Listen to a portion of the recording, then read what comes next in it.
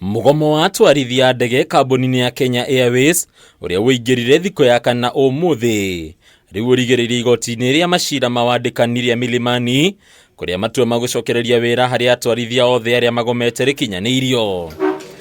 Akiheana itua riake, Judge Ngifo-ini Mwaure ni akinyanirie ati hatire bata bururi guthie na mbere na kwandikithia hathara makiria kumana na kurugama kwa ukui wa ndege riu akiruta watho.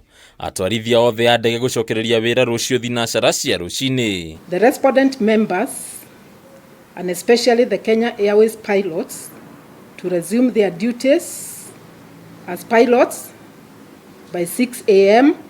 on 9th November 2022 unconditionally. Jaji Mwaure ni agwetete mugomo uyu gukorwo uri mugaru na watho kuna tariki 31 mweri-ini wa 10 igoti-ini ria rutite watho wa kugiria mugomo uyu guthie na mbere. Country exists because its subjects obey court orders and judgments.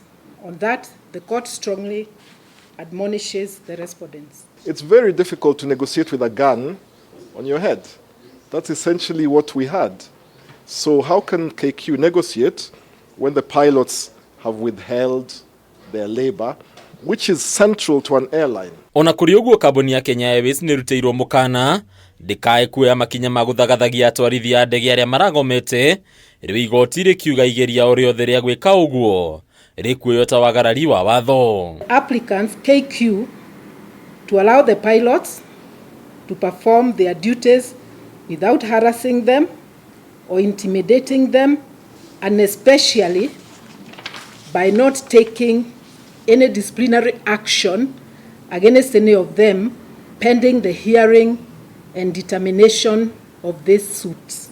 Igoti rino riuritie gutwithanio kwa ndugamano gatagati ka miena eri kwambiriria hatari mwaho guthairira riu atwarithia a ndege na Kenya Airways makiurio gwikirira miario ya kurehe uiguano na gwithemana na kwaria ndeto eno kuri nyumba cia mohoro. Since the parties have come to court and the court is fully seized of the matter, parties are ordered to refrain from prosecuting the matter through the media. I have nothing against the media and the public gallery, and allow the court to handle the matter henceforth.